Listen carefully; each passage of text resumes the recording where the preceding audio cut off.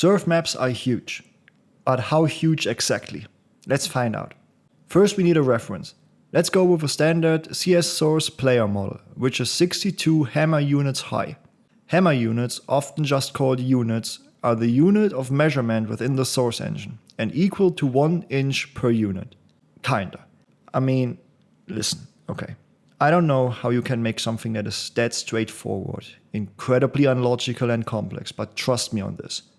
1 unit equals 1 inch equals 2.54 centimeters is the rightest conversion rate of them all. With that, the player model is 62 inches or 5'2" or 157 centimeters tall, at least in Counter-Strike Source. For a first example, we take a trip to the Surf Mountains. Let's put one of the ramps on Surf Whiteout next to our reference. It looks quite big in comparison and measures in at over 8 meters in height, 5.5 meters in width and almost 34 meters in length. But with that, it represents actually the lower end of the average size of ramps. Even though there are a couple well-known maps with smaller ramps, like for example LT Omnific, though it is home to a couple different sized ramps. But a Surf Mesa ramp, for example, would come in a bit bigger, and a Surf Me ramp would even top that again. Some older maps have bigger ramps, which might not be as aesthetically pleasing, but it was easier to surf on them. So if we look at Surf Lead, one of the very first maps ever, it comes in even bigger than all the others before. It actually almost doubles the Whiteout ramp in height and width. Better proportioned ramps would be, for example, Surf Utopia. But I think that the player model doesn't really do justice to the sheer size of the ramps in comparison, because it is already looking so small. So let's replace this gray ground with A-long on Dust 2.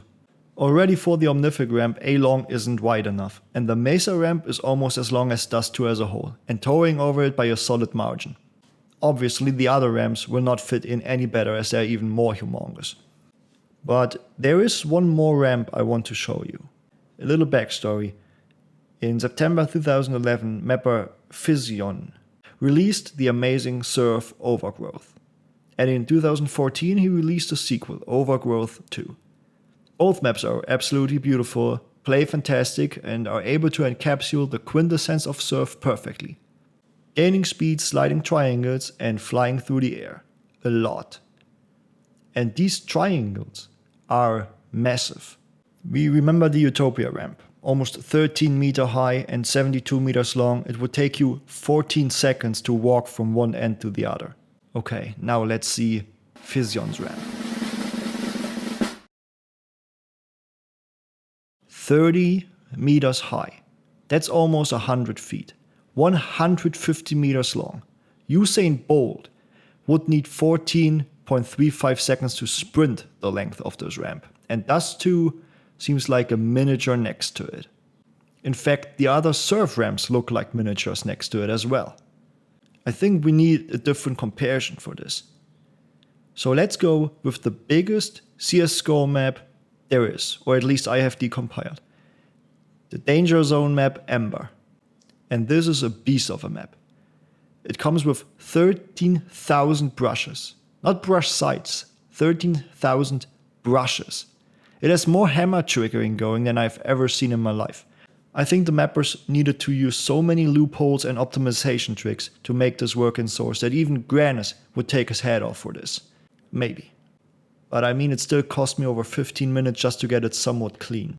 I replaced the surrounding water with a simple plane because it didn't really look good before, but I mean, at the end of the day, it's just here for the size reference. So let's see just how big this map already is. Ember is about 16 times the size of Dust 2, which is actually crazy. And the other ramps do not dwarf it anymore, as they did on Dust 2. You know what, they almost fit in. They are really high, but the length and the width is actually okay. That makes me more impressed with the size of this map than the ramps, to be honest. But let's look on the Overgrowth 2 ramp. Yeah, that thing is still absolutely massive. And we have to remember 16 times Dust 2 is in this CSGO map. So that's a huge map. But the initial question wasn't how big is a surf ramp. It is how big are surf maps.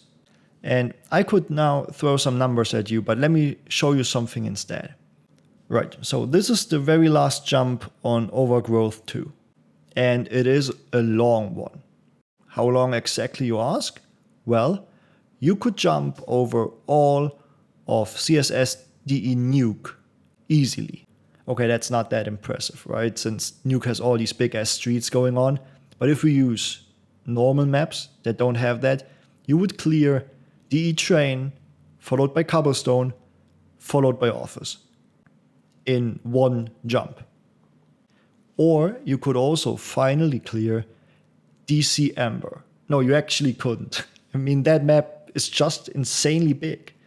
But this is only one jump, right? So if we compare Surf Ember to the whole map Overgrowth 2, it looks very small. And since most surf maps, if not all surf maps, have a lot more verticality going on than the normal CS maps, that leads to a much more convoluted layout inside Hammer. And these comparisons still do not really paint a truthful picture to just how massively big these maps are. But I still hope you got a little bit of an understanding just how crazy these proportions are. See you in the next one. Bye.